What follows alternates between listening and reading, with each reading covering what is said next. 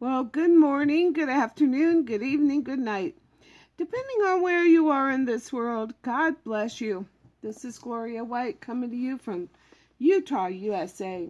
Today we're going to continue in Halley's Bible Handbook in the book of Isaiah that we're studying. And we are going to be in the chapter 14, verses 28 through 32, which we went yesterday, chapter 14, verse 1 to 27. Today will be 14, 28 to 32. And it's called Philistia, which is Palestina, AV, but in RV, Philistia, from which the name Palestine is derived. The serpent in chapter 29 or verse 29 probably means Tiglath-Pileser, who had taken certain Philistine cities and who had died just a year ahead of Ahaz, which is in verse 28.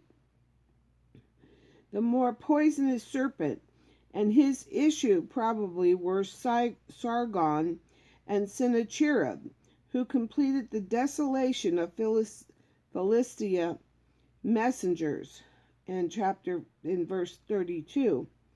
Probably were Philistine ambassadors asking Jerusalem for help against the Assyrians.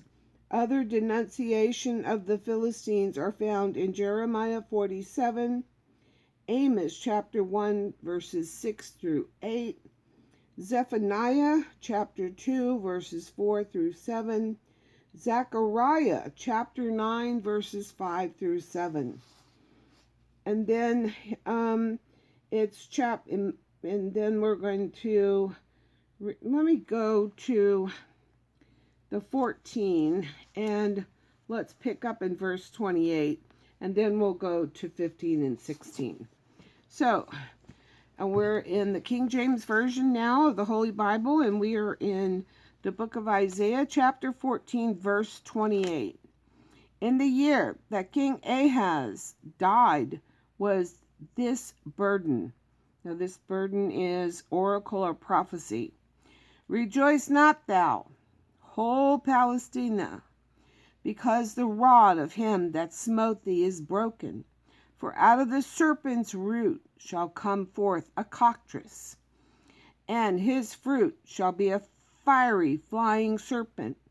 And the firstborn of the poor shall feed, and the needy shall lie down in safety. And I will kill thy root with famine, and he shall slay thy remnant. Howl, O gate, cry, O city, thou whole Palestina art dissolved. For there shall come from the north a smoke, and none shall be alone in his appointed times. What shall one then answer the messengers of the nation, that the Lord hath founded Zion, and the poor of his people shall trust in it? And now I'll go back to Halley's and read about chapters 15 and 16, and then we'll go back to the King James Version. Chapters 15 and 16 is concerning Moab. Moab was a rolling plateau of rich pasture lands lying east of the Dead Sea. Moabites were descendants of Lot, and that's can be found in Genesis chapter 19, verse 37. And thus a kindred nation to the Jews. This was one of Isaiah's earlier predictions, now it reiterated with a time limit of 3 years. And you can find that in chapter 16, verse 14. The cities named were pillaged by Tiglath-Pileser in 734 BC, by Sargon in 713 BC, and by Sennacherib in 701 BC. It is not indicated to which of these Isaiah refers. However, Isaiah advises them that it would be to their advantage to renew their allegiance to the house of David. And that's in chapter 16, verses 1 through 5. In the mention of which there comes into his vision an image of the future Messiah, and that's in verse 5. The Moabites had a hand in the founding of the house of David in the person of Ruth. Remember Ruth? She came with her mother-in-law, and she was a Moabite, but she said that she would stay with Ruth, that she wouldn't leave her, that she would worship Ruth's God, and Naomi's God. And so then she married Boaz, who through his descendants and her descendants bore David, which is the King David. For other prophecies about Moab, see Jeremiah chapter 48, or Amos chapter 2, verses 1 through 3, or Zephaniah chapter 2, verses 8 through 11. So now we can go to the King James Version of the Holy Bible and read chapters 15 and 16 in the book of Isaiah. The burden of Moab, because in the night Ar of Moab is laid waste and brought to silence, because in the night Ker of Moab is laid waste and brought to silence. He has gone up to Bethjith and Dibon, the high places, to weep. Moab shall howl over Nebo and over Medeba. On all their heads shall be baldness, and every beard cut off. In their streets they shall gird themselves with sackcloth, on the tops of their houses, and in their streets every one shall howl, weeping abundantly. And Heshbon shall cry, and Eleha,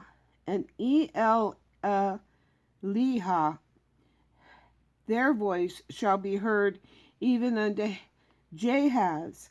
Therefore the armed soldiers of Moab shall cry out, his life shall be grievous unto him.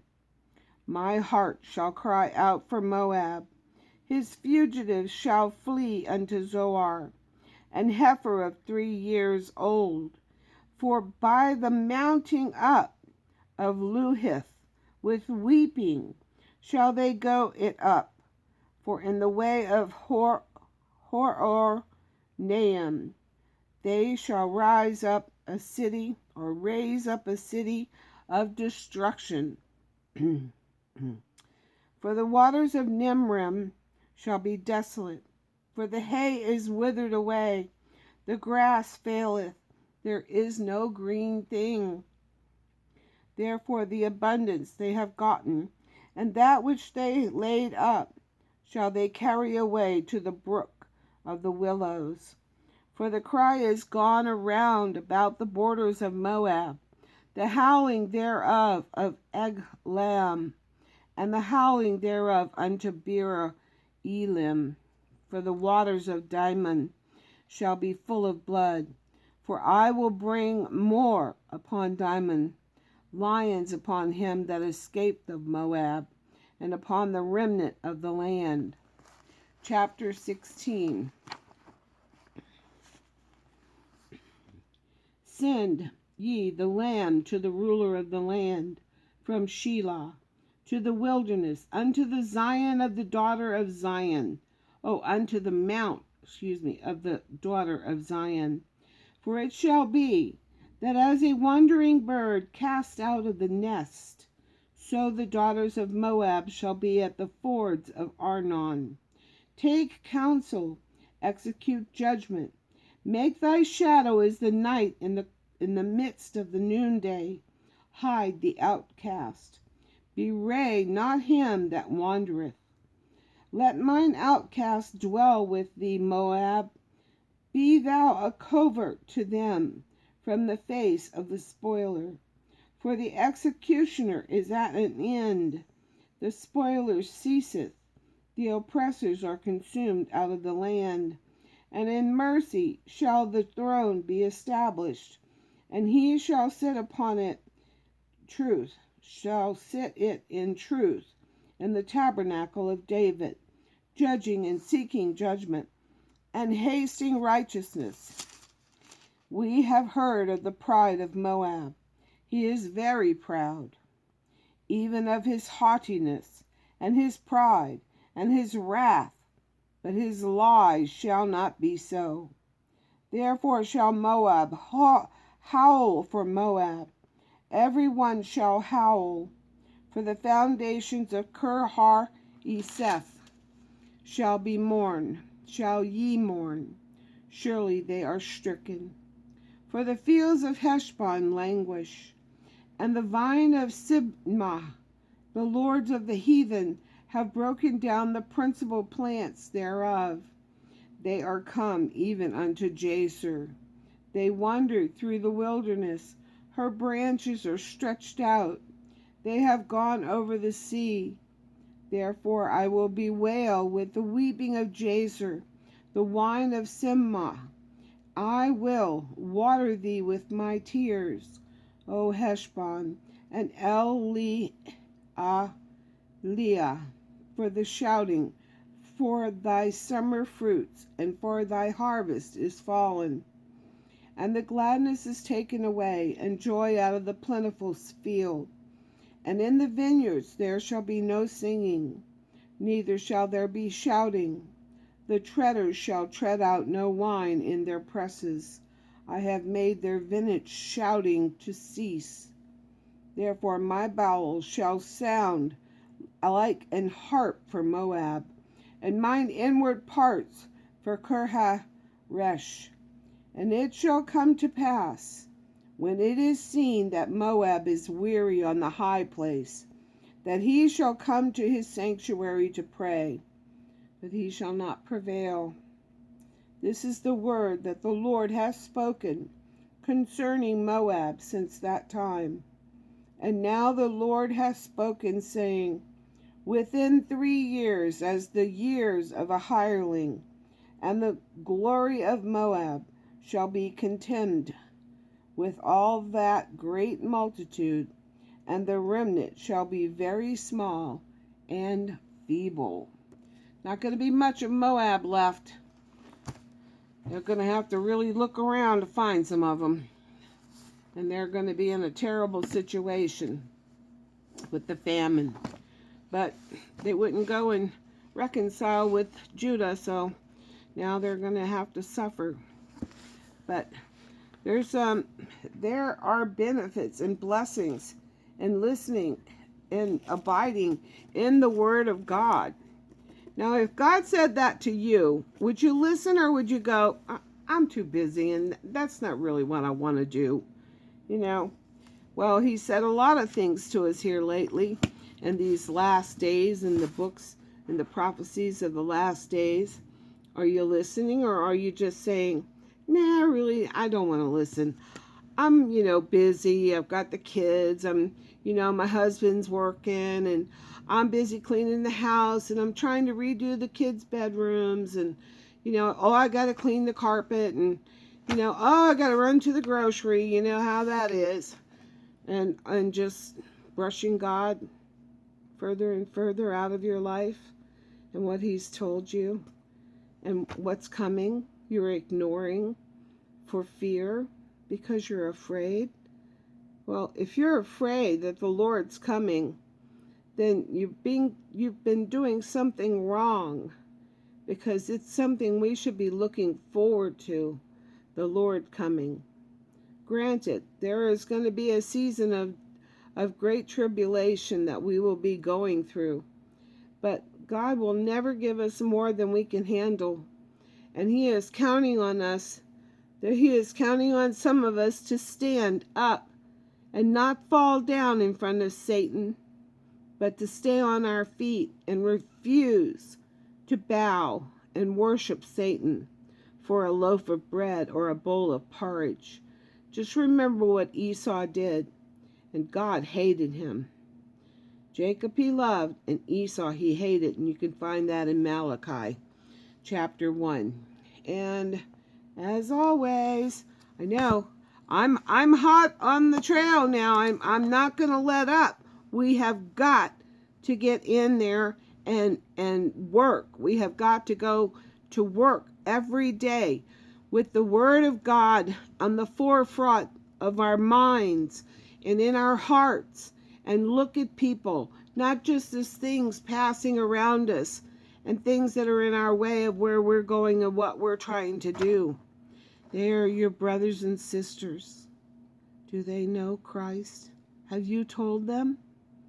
Are they going to die and be in the lake of fire and brimstone? Is that why you don't want to look in their face? Is that why you don't want to look them in the eye?